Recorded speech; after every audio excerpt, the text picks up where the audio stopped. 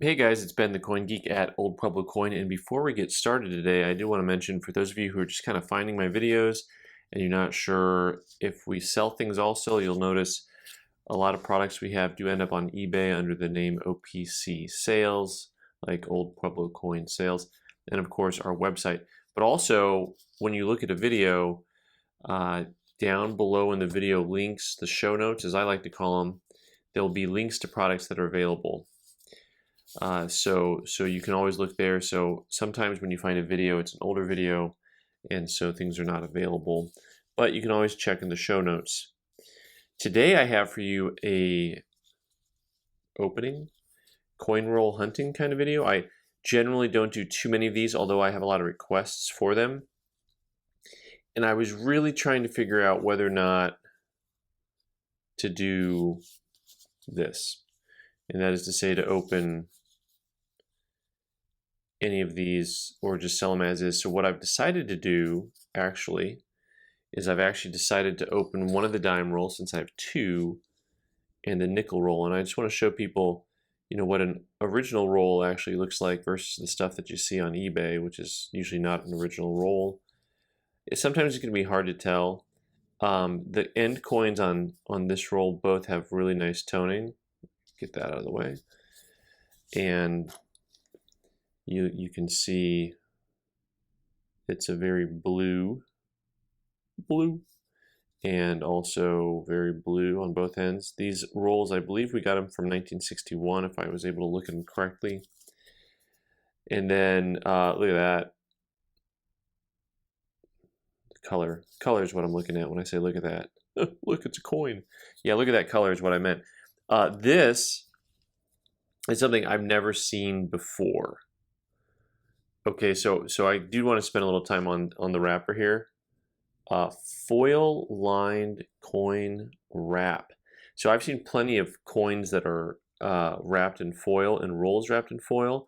I've never seen one advertised as such, and I've certainly never seen one with wax seals on the end.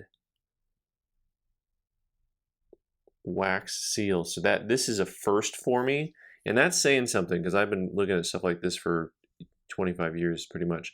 Aluminum Foil Coin Wrapper Company, P.O. Box 287, High Point, North Carolina.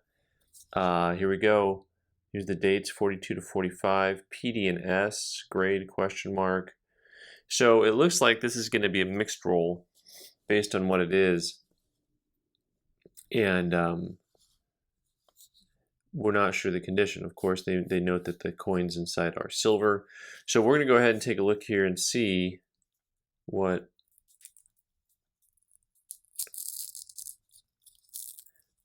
inside. Well, this is definitely a first. I've never had to deal with wax seals before.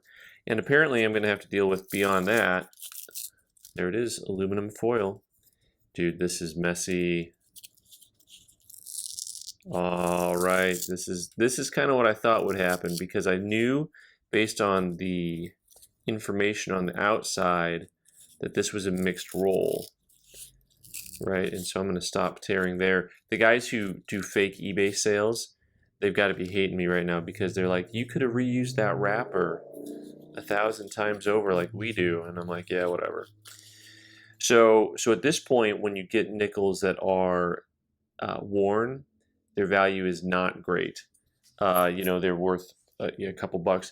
At that point, what you're going to be looking for is a couple of main varieties, especially on the 43s. It seems like there's a number of varieties on these. So at some point, you're going to take time to look through and see if you like coin roll hunting, you like looking for varieties. You'll take time to look and see what the if you can find any doubling. So one of my favorite coins is a 45 Philly double die, and I have found many of them over the years. And when I say it's one of my favorites, it's because visually it's super appealing. So I got a picture pulled up right here, the 45 double die, because especially you look at the word sense and the Elo and Monticello, you've got some pretty spectacular doubling.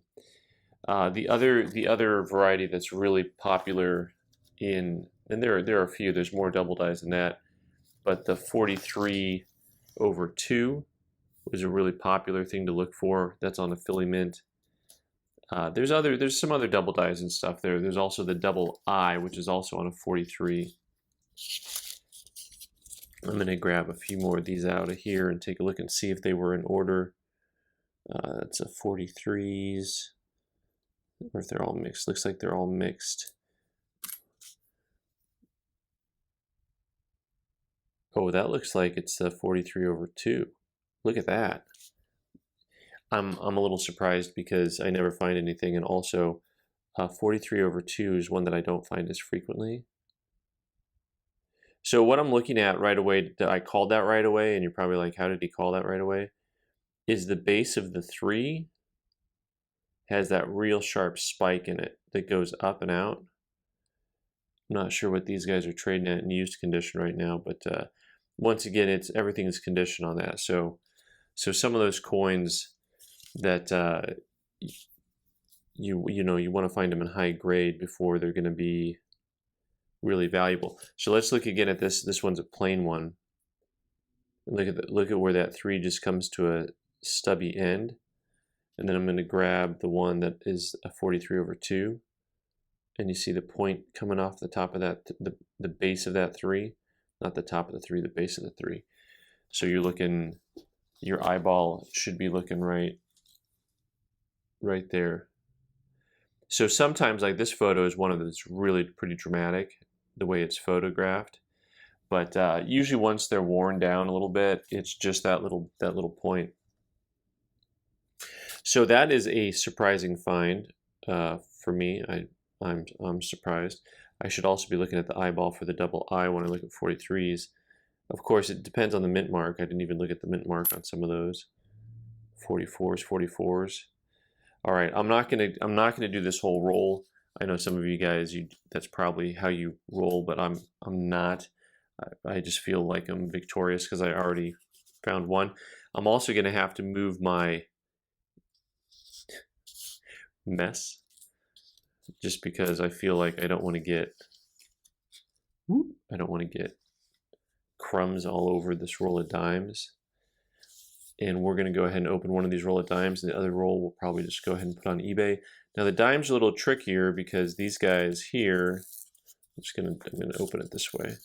These guys here, there's not as many varieties, and also when we're looking at these guys, see, that's a nice fresh roll. Look at that. I think what people are looking for largely is going to be quality and possibly toning, but I was going to tell you, this is me not predicting properly, but I was going to tell you that the coins on the inside are probably not toned, which may be surprising to some of you because, you know, there's just so much toning going on these coins on the end.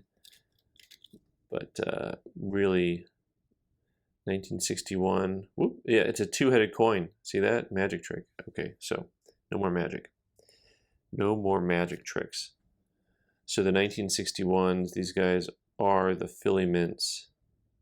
And then we'll just double check cherry pickers and see if there's any 1961s to look for.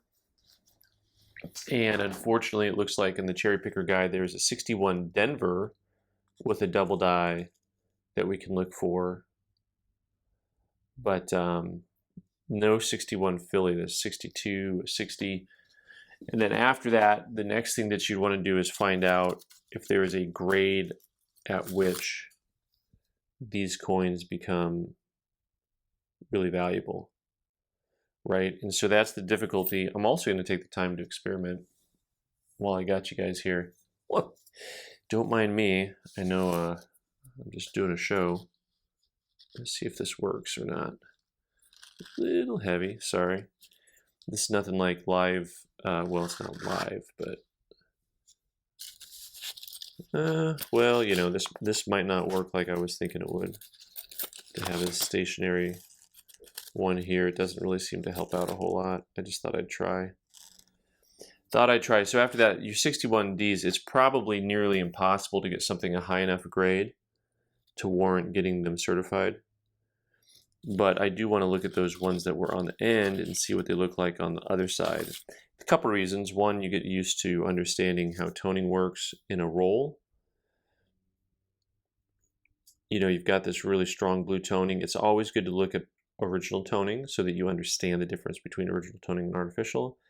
And then that back is actually blast white, which some of you may have not predicted, but generally in rolls like these, they end up being pretty white all the way around. And this end coin over here, kind of the same thing. And maybe we'll have some fun with PCGS or NGC and send them in. Okay, so this is interesting. This has, oof, that's hard to tell from my camera angle if that is a wheel mark or not, or if it's just from some type of a like a finger swipe that ended up getting, you know, over time aging a little bit. I think, I don't know. I don't think it's a wheel mark. Man, at this angle, it looks just like a wheel mark, though. I'll have to look a little closer here. Oh, yeah, no.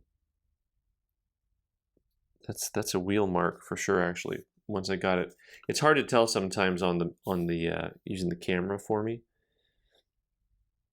So you know, sending this in would be kind of silly because it's just going to get the wheel mark. Closer, you can see the lines, the scratches on the coin. It's not so. Depending on lighting, this is one of the problems with collecting coins through photographs. Depending on the lighting, you know, this looks like it's just some organic material on the coin, like at an angle like that. But then when you get the correct angle, all those lines just pop up. So interesting. Well, maybe I'll send this one in and just see if they call it artificial toning or not. So anyways, and meanwhile, we'll throw this other one on eBay for fun. You guys can have fun with it. Thanks for watching. I'm Ben the Coin Geek. You can subscribe by clicking on the button in the corner and watch more videos on the right side of the screen. Thanks.